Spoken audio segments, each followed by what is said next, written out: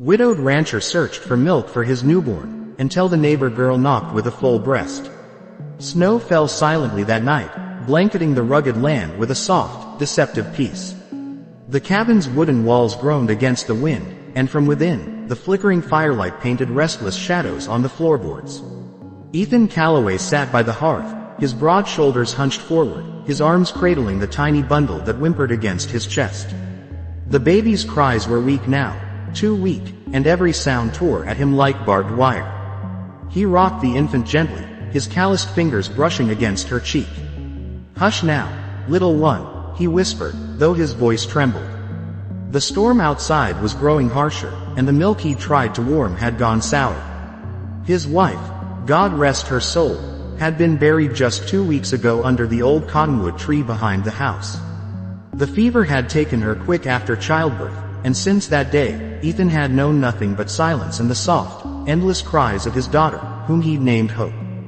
The doctor in town had told him the child needed milk, real milk.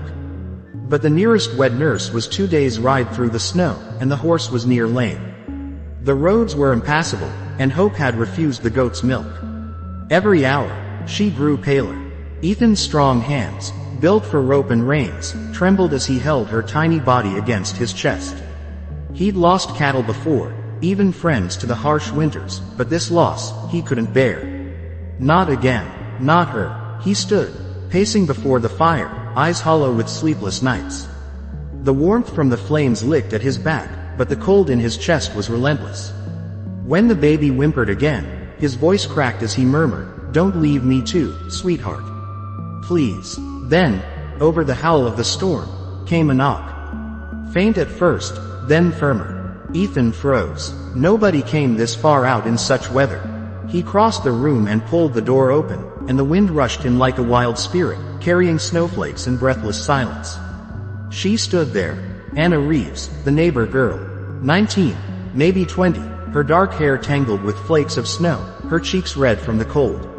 She clutched a wool shawl around her shoulders, her eyes wide with something that looked like both fear and determination. "I heard the baby crying," she said softly, her voice barely carrying over the wind. "I saw the smoke from your chimney and I came." Ethan stared at her, stunned. "Anna, you shouldn't be out in this." "I had to come," she said, stepping forward.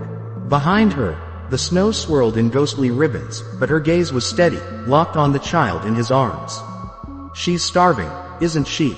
He swallowed hard, unable to answer. Anna's eyes softened with something maternal, something ancient and instinctive. She looked past Ethan into the cabin, the dying firelight, the desperation in his posture, the fragile baby in his arms. "She needs milk," she said, her voice breaking slightly. "And I can give it to her." Ethan blinked, his breath caught. For a moment, he didn't understand. Then realization struck, slow and heavy. He looked at her, then at the baby, then back to her. "Anna, I can't ask you." "You're not asking," she interrupted, her voice firm though her cheeks flushed. "I'm offering." The snow kept falling, thick and endless, and the fire behind him crackled like a heartbeat. Ethan stepped aside, and Anna entered, brushing snow from her shawl.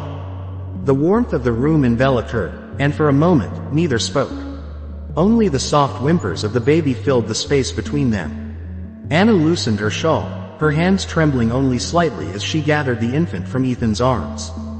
Hope stirred, hungry and weak, her small fists curling. Instinctively, Anna sat near the fire, her face glowing with its amber light. She looked up at Ethan once, meeting his uncertain gaze.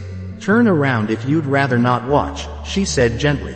He turned away, jaw tight, his heart heavy with gratitude and something deeper he couldn't name. Behind him, he heard the baby's cries soften, replaced by a tender silence. The rhythm of life itself. Minutes passed. The storm outside raged on, but in that cabin, there was warmth again, life again. When Anna finally spoke, her voice was barely above a whisper. "She's strong, Ethan. She just needed what only a mother could give." Ethan turned slowly, his eyes softening as he saw the baby nestled peacefully in Anna's arms, her tiny hand resting against Anna's collar. The sight struck something deep in him, a chord of relief and sorrow, love and guilt, all tangled together. "You saved her," he said hoarsely. Anna shook her head. "No," She saved me. He frowned slightly, and she looked away, her eyes glimmering. After my brother died, this place felt so empty. My father's gone most days. I thought I had nothing left to give. But holding her now, her voice faltered. I feel needed again. Ethan looked at her, really looked, and saw the quiet strength in her, the same kind that had once shone in his wife's eyes. It wasn't beauty that drew him, though she had that too. It was the courage in her, the kind born from grief and survival. The night passed slowly. He added wood to the fire, watching as Anna cradled Hope with a tenderness that filled the room. When dawn crept through the frost-glazed windows, it found the three of them still there, Ethan watching, Anna humming softly, the baby asleep between them. Days turned into weeks. Anna came each morning, bringing warmth and milk, and stayed until Hope slept soundly.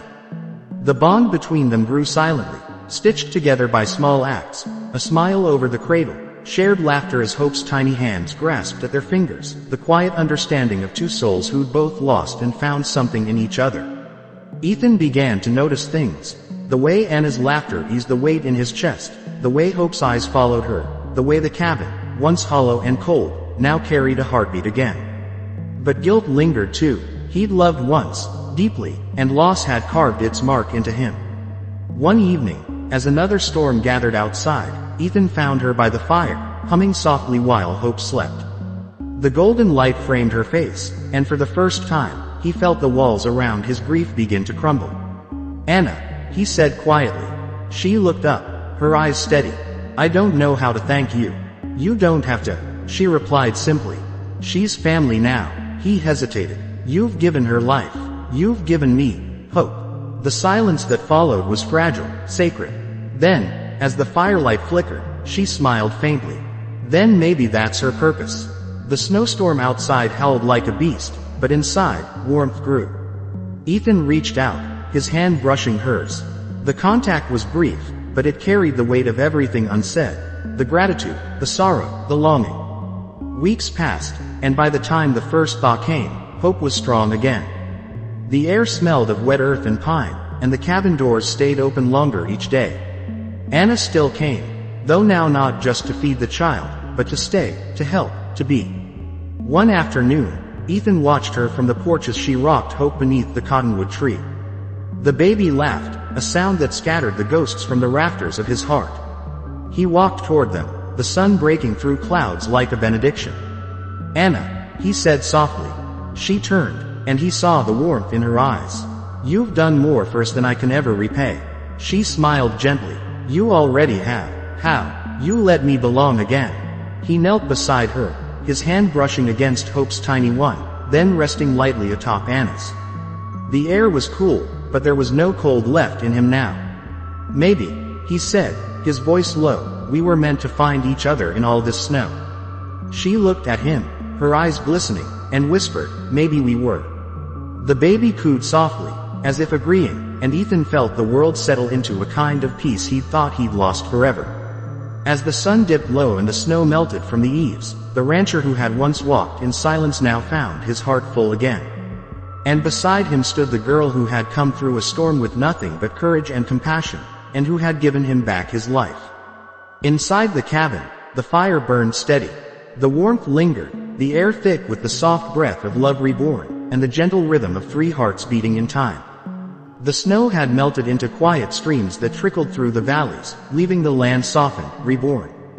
The earth smelled of pine and rain, and from the porch of the cabin, Ethan watched the sun break through the clouds with a warmth he hadn't felt in what seemed like years. Inside, Hope's laughter drifted through the open window, a sound that had become the melody of his mornings. Anna was sitting near the cradle, her hair tied loosely, sunlight turning its strands to gold. The baby reached for her fingers, giggling, and Ethan couldn't help but smile. It had been months since that night of the storm, months since a knock at the door had changed everything. The cabin that once echoed with grief now hummed with life. It was strange how quickly hope had returned to the place once shadowed by loss.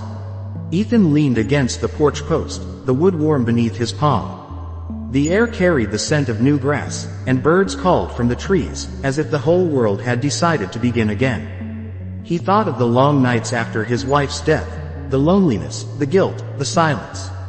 He had believed no one could fill that space. But now, when he looked through the doorway and saw Anna holding his daughter close, something inside him shifted. He didn't think of the past so often anymore. He thought of the now. The way her laughter softened the edges of his world, the way her presence made everything feel right again. He stepped inside, his boots brushing against the wooden floor. Anna looked up and smiled, that same gentle smile that always caught him off guard. "She's getting stronger," she said softly, her voice full of warmth. "She's got your spirit," Ethan said, smiling as he bent down to touch Hope's cheek. Anna laughed quietly. "I think she's got yours, Ethan. She doesn't give up." Their eyes met, and for a moment, the air between them felt charged, not with words but with something deeper. It was the kind of silence that said more than speech ever could. Hope cooed softly, breaking the spell, and Anna looked away, a faint blush rising to her cheeks. As the weeks turned into summer, their lives began to intertwine naturally. Anna stayed longer each day, sometimes to help with the cooking, sometimes to tend the garden, but often just because neither of them seemed ready for her to leave. She'd begun humming as she worked, soft tunes that made the cabin feel alive, and Ethan found himself drawn to the sound like a weary man to water. He noticed things he hadn't before, the way her hands moved gently over the washboard, how she looked at the horizon before sunset, as if searching for something just beyond it. He wanted to ask what she was thinking, but he never did. Instead, he found reasons to be near her, mending the fence where she could see him from the window, chopping wood just close enough to hear her laugh with Hope. One evening, after a long day of mending the barn roof, he came inside to find her sitting at the table, darning one of his shirts by lamplight. The baby slept in her cradle, soft breaths rising and falling. The sight of Anna there, calm, patient, at home, filled him with a warmth that was almost painful. "You didn't have to do that," he said quietly, removing his hat. She looked up, smiling. "You tear them faster than you can fix them." He chuckled, leaning against the doorframe. "Guess I'll have to stop working so hard." "Then what would you do with yourself?" she teased. He crossed the room and sat opposite her, watching her hands move with careful precision. "Maybe I'd spend my days watching you mend what's broken," he said softly. Her fingers paused, the needle still between them. For a moment, neither of them spoke. Then she smiled faintly and went back to stitching, but her voice trembled just slightly. "Some things can't be mended, Ethan." He watched her closely. "Maybe not, but some can." The quiet between them grew again, heavy with things unspoken. The lamplight flickered, shadows dancing on the walls, and outside, the wind rustled through the pines.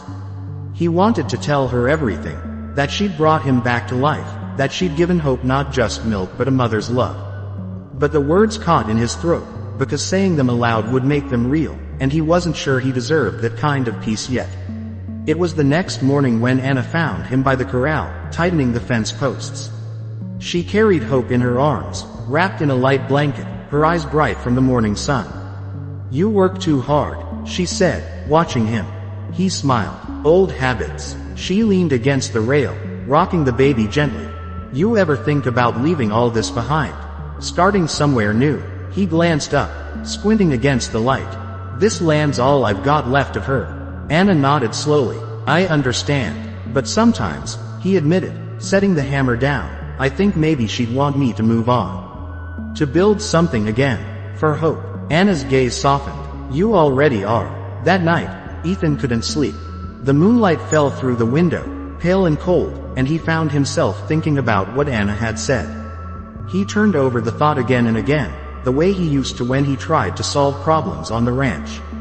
But this wasn't something he could fix with his hands. This was something that lived in the heart. When dawn broke, he found her sitting outside, wrapped in her shawl, Hope asleep in her arms.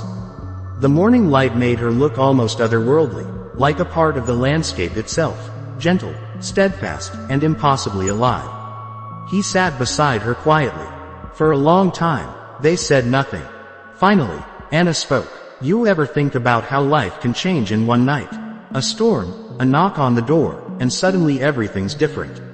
He nodded slowly. "Every day." She turned to him then, her eyes searching his. "Do you ever regret it?" He shook his head. "No. You came when I needed saving, Anna." "Maybe we both did. A soft smile touched her lips, and she looked down at the baby sleeping peacefully in her arms. She's got both of us now. Maybe that's enough. But as the days went on, Ethan began to see the truth in her words. It wasn't just enough, it was everything. They worked together, side by side, mending fences, tending the garden, caring for Hope. The land seemed to respond to their presence, the grass greener, the days warmer. Laughter came easily again. One afternoon, he returned from the fields to find Anna teaching Hope to walk. The baby's tiny hands clutched Anna's fingers as she took wobbly steps across the porch.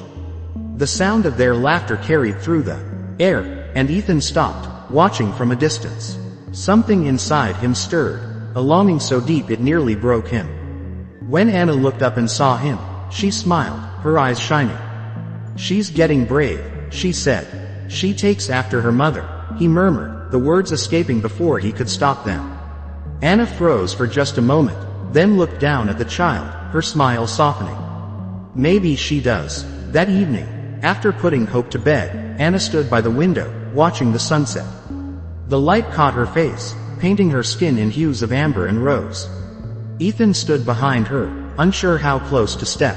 The silence between them was thick with meaning, like the air before a storm. "She's asleep," Anna said quietly, not turning. "I know." His voice was low. "You've done so much for her." "For me." She turned then, her eyes meeting his. "You don't have to thank me, Ethan." "I wanted to." He stepped closer, the space between them narrowing. "I don't think you understand. You brought us back to life."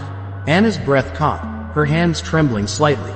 "And you gave me a reason to live again." The words hung in the air, raw and unguarded. Ethan reached out, brushing a strand of hair from her face. She didn't move away. The closeness was electric, fragile, built on months of quiet care and shared sorrow. He whispered, "I keep thinking I should say something, but every time I look at you, I forget how." Her eyes glistened. "Then don't say it. Just feel it." And so he did. He pulled her into his arms, and she melted against him, her heartbeat quick and strong beneath his hand. They stood there for what felt like forever, two souls who had wandered through loss and found each other in the ruins. That summer, their lives became one rhythm. They rose with the dawn, worked the land, laughed over simple meals, and watched hope grow strong and bright. The bond between them deepened in ways that words could never describe. Ethan began to imagine a future again. A small wedding by the cottonwood tree, maybe, and a home filled with laughter and love. But life, as it always did, had its trials. In late August, a sickness swept through the nearby town, and word came that it was spreading fast. Supplies were scarce, and the doctor couldn't reach them for weeks. Hope caught a fever one night, her tiny body trembling in Anna's arms. Ethan's heart stopped at the sight of her flushed face. They worked through the night, taking turns cooling her forehead, whispering words of comfort neither was sure she could hear. Ethan knelt beside the cradle, praying for the first time since his wife's death. "Please, not again," he whispered. "Don't take her too." Anna's eyes were red, her voice hoarse from singing lullabies. "She's strong," she said. "She'll make it." And she did. By dawn, the fever broke. Hope's breathing steady, her tiny hand curling around Anna's finger. When Ethan saw it, he sank to the floor, relief breaking over him like a wave. Anna reached for him, and without a word, he pulled her close, both of them trembling. Days later, when Hope was laughing again, Ethan found Anna outside, staring at the horizon. Her face was pale from exhaustion, but her eyes were bright. "You didn't leave my side," he said quietly. She smiled faintly. "Neither did you." He took her hand, rough and warm from work, and held it tightly. "Anna, when the snow comes again, I don't want you leaving." "Not ever." Her breath caught, her lips parting slightly. "Are you asking me to stay?" "I'm asking you to be my family," he said simply. "Mine and Hope's." For a long moment, she said nothing. Then her eyes filled with tears, and she nodded. "I already am." The first snow came early that year, soft flakes drifting down as they stood together outside the cabin, watching Hope toddle through the powder. The fire inside glowed bright, a beacon against the cold. Ethan wrapped an arm around Anna, drawing her close. She leaned into him, her head resting against his chest, and the world felt quiet again. The land around them slept beneath the snow, but inside that cabin, life pulsed strong. Hope's laughter echoed through the rooms, and Anna's voice filled the air with warmth. For the first time since his wife's passing, Ethan felt peace, not the kind that came from forgetting, but the kind that came from healing. He looked down at Anna, her face soft in the firelight, and whispered, "You were the light that found me in the dark." She smiled, her voice gentle, "And you were the strength that carried me through it." Outside, the wind rose again, carrying flakes of snow across the open fields, but the warmth inside the cabin never faltered. And as night settled over the ranch, Ethan knew that the world had turned full circle, from grief to hope, from silence to love, and that sometimes, salvation came not from miracles, but from the simple, steady hands of a neighbor girl who had once knocked on his door with nothing but courage and a heart full of kindness. Winter settled in like a quiet guardian, not as cruel as the last, but still testing the heart with its long nights and endless white. The world around the ranch grew hushed under blankets of snow, and the air smelled of pine smoke and frozen earth. Inside the cabin, life pulsed with a steady rhythm, the soft crackle of the fire, the hum of Anna's voice as she sang Hope to sleep, the creak of Ethan's boots as he moved about, no longer alone in the echoing space. They had built something fragile yet unbreakable, something made of trust, quiet laughter, and shared pain. Every morning began the same way now. Ethan feeding the horses before sunrise, Anna preparing coffee, and Hope giggling from her cradle, her little hands reaching for the light that spilled through the frost-rimmed window. It was a simple life, but in that simplicity lay a peace neither of them had ever known before. One night, as the wind rattled the shutters, Ethan sat by the fire, carving a small wooden horse for Hope's birthday. His rough fingers moved slowly, shaping the figure with care. Anna watched him from across the room, a smile softening her features. She was sewing a tiny blue dress, the needle flashing in the lamplight. Hope was asleep between them, the steady rise and fall of her breathing a comforting reminder that life had, against all odds, found its way back. "She's growing so fast," Anna murmured, setting her sewing aside. Ethan nodded, his eyes fixed on the flames. "Feels like yesterday she could barely open her eyes." Anna smiled faintly. "She's strong. Just like her father." He looked up then, meeting her gaze. The words hung between them, warm and heavy. He'd grown used to her calling him that, Hope's father, but hearing it said with such affection still stirred something deep inside him. He set the carving knife down. "And her mother," he said quietly. Anna's breath caught. "You mean?" He leaned forward slightly, his voice low. "You've been her mother from the moment you walked through that door. You gave her life when I thought it was gone." Her eyes shimmered, the firelight catching the tears she tried to blink away. "Ethan." He rose, coming to stand beside her. For a long moment, he didn't speak, only reached down and took her hands in his, rough, warm, steady. "You've made this house a home again, Anna. You've made me whole again." She trembled, her heart pounding in her chest. The wind howled outside, but in that small room, the air was still, alive with something sacred. "I don't know what I did to deserve this," she whispered. He smiled softly. "You loved when you didn't have to. That's more than most ever do." He drew her close, and for a while they stood in silence, the world outside fading to nothing but the rhythm of their breathing and the soft crackle of the fire. When they finally pulled apart, Anna rested her head against his chest, and Ethan pressed a kiss to her hair, a quiet promise that needed no words. As the weeks went on, life on the ranch found its new shape. They shared the chores, the laughter, and the weight of everyday things that, when shared, felt light. Anna began keeping a small garden by the porch even in the cold, growing hardy herbs and winter greens under makeshift covers. Ethan built her a shed beside it, saying with a smile, "Every queen needs her kingdom." She laughed, shaking her head, but her eyes glowed with quiet joy. By spring, the ranch had taken on new life. Calves were born, the streams ran clear again, and wildflowers dotted the fields.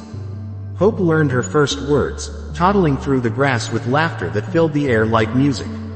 Sometimes Ethan would catch Anna watching the horizon, her shawl fluttering in the breeze, and he'd wonder if she ever thought of the day she first came to him, a frightened, determined girl walking through a storm. Now she was the heart of everything he held dear. One evening, as twilight spread over the land, Ethan took her hand and led her to the cottonwood tree where his wife had been buried. The branches were heavy with new leaves, whispering softly in the breeze. Anna hesitated at first, sensing the weight of the moment. "She's part of this place," he said quietly. "And I think she'd want to meet you." Anna's eyes filled with tears, but she nodded. They stood there for a while in silence, the air cool and sweet. Finally, Ethan knelt beside the stone, brushing the leaves away. "You'd like her," he murmured. "She's kind. She's strong. She saved me when I thought I couldn't be saved." Anna knelt beside him, her hand slipping into his. "You don't have to say anything," she whispered. "I know what she meant to you." He looked at her then, his expression soft but sure. "You're not replacing her, Anna. You're helping me carry her memory forward. You've made me remember what it feels like to live again." She leaned against him, and they stayed there until the stars began to appear, the light fading into a quiet peace. That summer, the town held its annual harvest festival, the first one since the sickness had passed. It was a symbol of renewal, a chance to celebrate survival and the start of something new. Ethan hadn't been to town in years, but Anna insisted he come. "Hope should see where she comes from," she said with a grin. The three of them arrived in a small wagon, Hope sitting proudly between them, waving her tiny hand at everyone who passed. People stopped to greet Ethan, some with surprise, others with warmth. They all knew what he'd been through, and seeing him smile again was something of a miracle. "Didn't think we'd see you here, Calloway," one old rancher said, tipping his hat. Ethan smiled, his arm around Anna's waist. "Guess I had a good reason to come back." Anna blushed, but the joy in her eyes spoke for both of them. They spent the evening under lanterns strung across the square, dancing to fiddle tunes and sharing pie with neighbors who hadn't seen them smile in years. When the music slowed, Ethan took Anna's hand and led her to the edge of the crowd. The air smelled of hay and wood smoke. Fireflies blinked among the trees. "You know," he said quietly, "when I first saw you on that snowy night, I thought you were an angel." She laughed softly. "I was just scared. I didn't know what I was walking into. And I didn't know I was walking into the rest of my life." She looked up at him, eyes wide, breath catching. "Ethan." He reached into his coat and drew out a small silver ring, worn smooth with age. "It was my mother's," he said. "I've been holding on to it all these years, waiting until I knew it was time." Her hand trembled as he took it. "Are you sure?" He smiled. "I've never been more sure of anything. Anna Reeves, you walked into my life with nothing but courage and grace. You gave my daughter a mother and gave me a reason to breathe again. I can't imagine this home without you in it. Will you marry me?" Tears filled her eyes as she nodded, unable to speak. He slipped the ring onto her finger, and the crowd, having noticed, broke into cheers and applause. Hope clapped her little hands, giggling at the sound, and in that moment, under the golden glow of lantern light, the world seemed to stand still. They married that autumn, beneath the same cottonwood tree that had once marked loss but now stood as a symbol of new beginnings. The leaves turned gold and drifted through the air like blessings. Hope wore the little blue dress Anna had made, and the whole town came to celebrate. When the vows were spoken, Ethan's voice shook with emotion. "I thought love was something you only got once," he said, his hand trembling in hers. "But you taught me that love doesn't die, it just waits until you're ready to find it again." Anna's voice was steady though tears shimmered in her eyes. "And you taught me that family isn't about blood. It's about the people who hold you when the world falls apart." When they kissed, the crowd cheered, and even the wind seemed to join in, rustling the leaves above them. Years passed, as quietly and beautifully as seasons turning on their wheel. Hope grew tall and strong, her laughter echoing across the fields as she learned to ride and help with the ranch. Ethan and Anna worked side by side, weathering storms and summers, always together. The ranch thrived again. Fences mended, fields rich, animals healthy. Visitors often remarked that there was a peace about the place, something unspoken but deeply felt. On quiet evenings, they would sit on the porch, watching the sun sink behind the hills. Hope would play nearby, her hair catching the light, and Anna would rest her head on Ethan's shoulder. Sometimes they spoke, sometimes they didn't need to. One such evening, many years later, the air heavy with the scent of rain, Anna took his hand and whispered, "Do you ever think about that night?" He smiled faintly. "Every day." She looked at him, her eyes shining with warmth. "If I hadn't come through that storm." He squeezed her hand. you'd still have found your way to us. Some things are meant to be. The rain began to fall softly, tapping against the porch roof. Hope came running to them, her laughter cutting through the sound. Ethan caught her in his arms, lifting her high before pulling Anna close. Together, they stood watching the rain blur the horizon, the three of them framed by the golden light spilling from the cabin. Years later, when Hope had children of her own and the land had passed fully into her care, she would tell them stories of the ranch that had survived every storm, of the man who had lost everything and found it again, and of the woman who had walked through the snow with nothing but love to give. She would take them to the cottonwood tree, now old and vast, its branches spreading wide like open arms. Beneath it lay the resting place of Ethan and Anna, side by side, their names carved into the stone with simple words, together in hope. On quiet mornings, the wind would pass through the leaves and make a sound almost like laughter, and those who heard it swore it carried the echo of a life well lived, a story born of loss and healed by love. The ranch remained, timeless and strong, its fences rebuilt again and again, its soil rich from the hands that had tended it. And when the first snow fell each year, covering the land in soft white silence, it was said that if you stood by the old cabin and listened closely, you could still hear the faintest sound of a baby's laughter and the voice of a woman singing softly in the night, the echoes of a storm that had brought salvation, and the love that had turned grief into grace. For in that place, beneath the endless sky and among the whispering trees, hope had taken root, and it would never die. Thank you so much for watching this story till the very end. Your support means more than words can ever say. If you felt the depth of this journey, don't forget to give it a like, share it with someone who needs it, and most importantly, subscribe to the channel. Together, we'll keep bringing powerful stories to life, and your presence here makes all the difference.